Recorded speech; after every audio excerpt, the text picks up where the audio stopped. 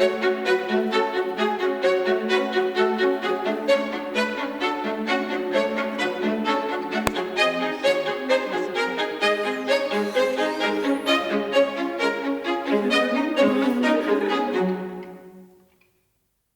va faire l'atelier habituation aux soins comme d'habitude.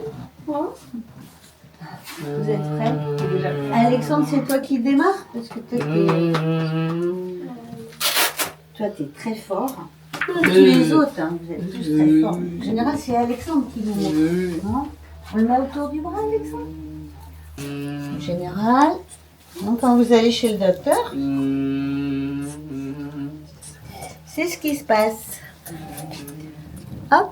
Alors attends, on met d'abord le tensiomètre. C'est toi qui gonfle. Pour accompagner les enfants dans l'habituation aux soins, on va utiliser des outils adaptés. Tous les instruments que l'on utilise à l'hôpital ou chez le médecin ou dans les cabinets infirmiers. Les seringues, les aiguilles. On a monté une perfusion un petit peu artisanale, mais bon. Voilà. Sinon, on a absolument les mêmes outils qu'à l'hôpital. L'accès aux soins, c'est quelque chose qui peut être compliqué pour des personnes TSA, du fait de leurs différents aspects de leur fonctionnement. Déjà au niveau de la communication, puisque c'est des personnes qui parfois ne parlent pas ou qui ont du mal à exprimer une gêne, une douleur, à localiser quelque chose sur leur corps. Ça fait à peu près 4 ans qu'elle se pratique. Elle a été amenée surtout grâce à une superviseuse. Du coup, nous, on n'avait jamais mis ça en place, donc on n'avait pas forcément les outils, les compétences à la base nécessaires pour pouvoir le mettre en place. Donc elle nous a apporté un éclaircissement sur justement, pourquoi et comment. Au début, c'était vraiment que des séances individuelles. Avec les enfants, on le faisait d'abord pas forcément de manière très récurrente. On trouvait que voilà, ça n'avait pas une efficacité. Et au fur et à mesure, c'est un peu perfectionné, on va dire, là-dessus. Grâce à Martine, cette année, on a fait aussi une habituation aux soins collective qui porte vraiment ses fruits cette année par l'imitation. Il y a beaucoup d'enfants, de fait, de voir que sur tel enfant, ça se passe bien. En fait, bon, ok, bon, donc pourquoi pas moi, je veux bien aussi essayer. Donc ça a une plus-value en plus de l'habituation aux soins individuels. Super, super, Alexandre. Bravo. Bravo. C'est toi qui enlèves le bras, ça. Voilà. Bravo Alexandre. Ouais, bravo Alexandre, on l'applaudit. Ouais, super.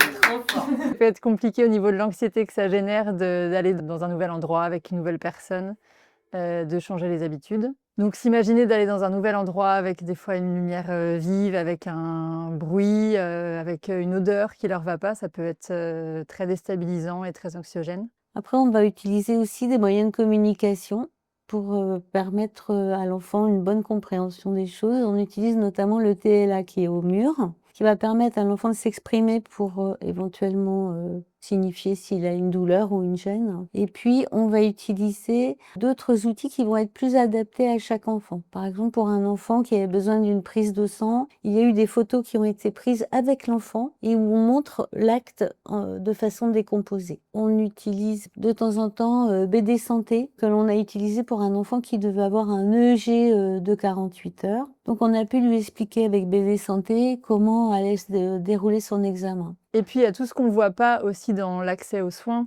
qui est d'attendre dans une salle d'attente, de devoir rester assis, de répondre à des consignes simples, qui peut générer vraiment énormément d'angoisse. Donc, il y a des personnes TSA qui vont arriver à l'examen et qui sont déjà fatiguées d'avoir dû attendre, même des fois quelques minutes en salle d'attente. Cette année, il a été travaillé le fait d'avoir une grille sur laquelle on se base, justement à partir des éléments que Constance a cités précédemment sur est-ce qu'il sait attendre, est-ce qu'il sait être ausculté, est-ce qu'il sait... Voilà. On fait la liste et on voit les points à travailler.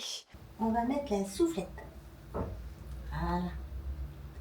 Petite soufflette. Tu ouvres la bouche. Tu grand la bouche. Regarde-moi. Ouvre la bouche.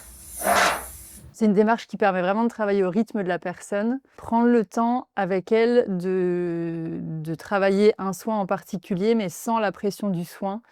Donc on peut vraiment commencer par juste rentrer dans la pièce, regarder le matériel, échanger avec la personne qui va faire le soin. Mais il n'y a vraiment pas cette pression-là. Et du coup, ça permet petit à petit pour eux, quand on le fait régulièrement, de rentrer dans une routine hyper rassurante et qui permet à terme de pouvoir faire un soin à l'extérieur et d'aller jusqu'au bout. Donc c'est vraiment, vraiment essentiel. En parallèle, on a mis une grille qui s'appelle, nous on utilise la grille Jedi, spéciale TSA. Il existe d'autres grilles, mais nous on a décidé celle-ci, qui est une grille d'évaluation de la douleur, où du coup on cote quand un enfant est en train de jouer en état, ce qu'on appelle en état stable, de pouvoir voir comment est-ce qu'il est calme, est-ce qu'il a des tics. Et à partir de ce moment-là, dans la vie quotidienne, quand on voit des troubles du comportement qui apparaissent, l'idée est normalement de reprendre cette grille-là, de recoter. Et si on voit une différence conséquente de changement à ce moment-là, ça indique que supposément il y a une douleur. Et du coup, on vient essayer de trouver un soulagement. En tout cas, c'est la première chose qu'on est censé faire. L'échelle visuelle, l'échelle de douleur visuelle qui permet à l'enfant d'exprimer s'il est mal ou pas mal. Bon, ça donne une indication.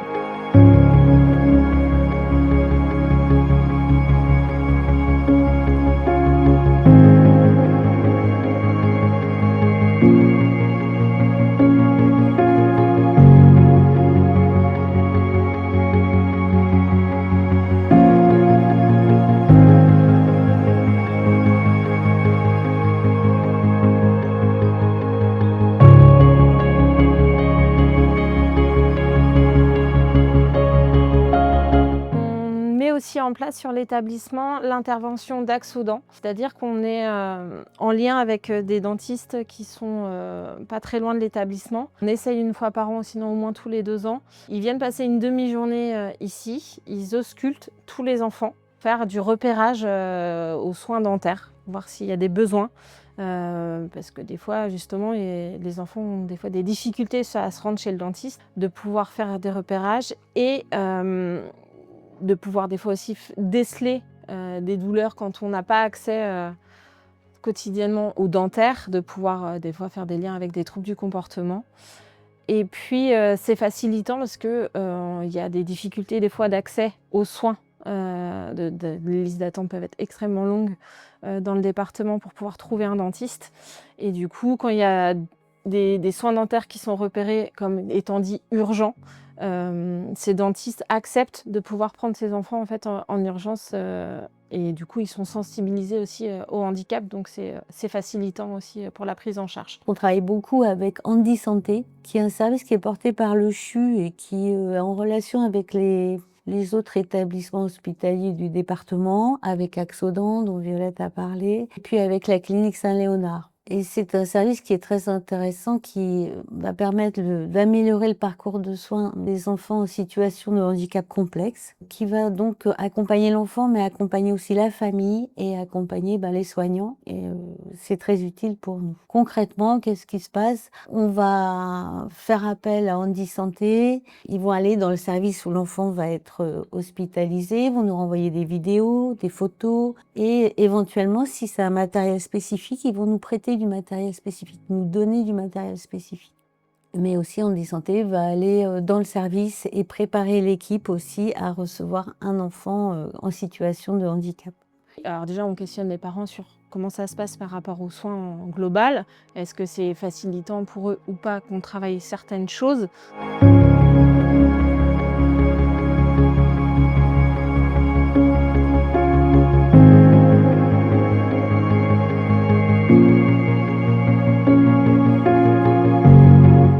Quand elle était petite, elle avait beaucoup de rendez-vous médicaux, du coup entre le pédopsychiatre, entre le neuropédiatre, ophtalmo, les ORL, du coup il y avait, je crois, une fois par mois, elle avait forcément rendez-vous avec un des médecins. Et on a surtout passé beaucoup de temps à attendre. Alors Gaël déjà il fuyait la salle pour rentrer et puis c'était très difficile de l'ausculter avec le stéthoscope et tout. Déjà rien que de s'allonger aussi sur le siège, c'était compliqué. Au moment de la consultation, c'était compliqué parce que ça faisait 3/4 d'heure qu'elle attendait dans le bruit le rendez-vous. Donc souvent, elle n'est pas coopérative. Du coup, pour les personnes TSA, on propose régulièrement l'habituation aux soins. Donc tous les jeudis, on peut l'amener à l'infirmerie pour qu'elle s'habitue à prendre l'attention. Rien que quand il voyait la brosse à dents, quand j'arrivais avec le produit et tout, et d'ouvrir la bouche, de toute façon, c'était impossible. Alors du coup, elle a grandi, elle a quand même moins de contrôle. Elle connaît aussi très bien notre médecin traitant. Elle a ses petites habitudes, c'est-à-dire qu'avec l'habituation aux soins, c'est prendre attention sur les 2 bras, c'est regarder les oreilles partout, comme elle l'avait fait pendant l'habituation. Et une fois passée cette étape-là, elle se laisse ausculter sans souci. Je lui dis qu'on va chez le médecin avec un petit picto que j'ai à la maison. Ça suffit, il prend son petit classeur et on y va. Ouais, je suis plus sereine aussi. Alors maintenant, on peut faire étape par étape avec le médecin. Il accepte assez facilement de se faire ausculter. En début d'année, il y a quelques mois, elle était malade, forcément. J'ai pas non plus toujours la possibilité de ne pas aller au travailler et prendre des journées enfants malades. Donc c'est ma maman qui est venue la garder et qui l'a accompagnée à ce rendez-vous-là. C'était la première fois du coup que c'était mamie qui l'a accompagnée et surtout c'était aussi, pas notre médecin traitant parce qu'il était en vacances, donc c'était une remplaçante qu'elle ne connaissait pas non plus et le rendez-vous s'est très, très bien passé. J'ai vu une évolution en autonomie aussi pour prendre la brosse à dents et le faire tout seul. Plein de choses qu'il fait tout seul qu'il ne faisait pas il y a 3 ans. Gaël peut rester assis, il peut ouvrir la bouche, le dentiste il peut passer des petits outils de base, on va dire, pour le moment. Et on avance vraiment bien. Et puis moi aussi j'ai vu comment vous faisiez, donc ça m'a aussi rassurée de mon côté. Et un grand merci à l'IME du coup.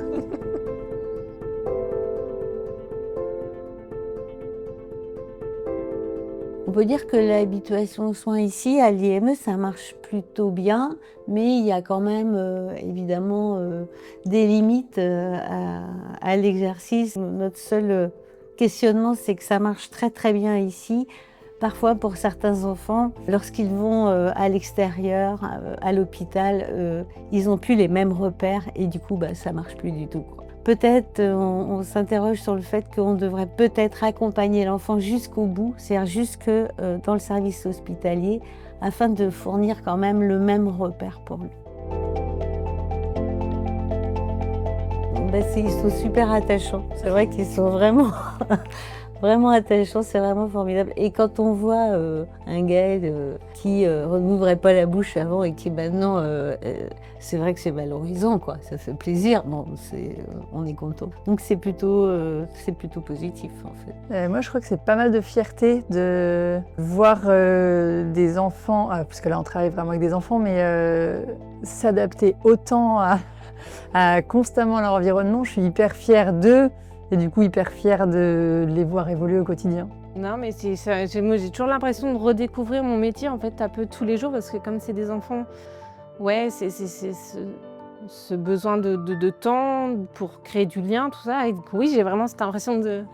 Je te découvre.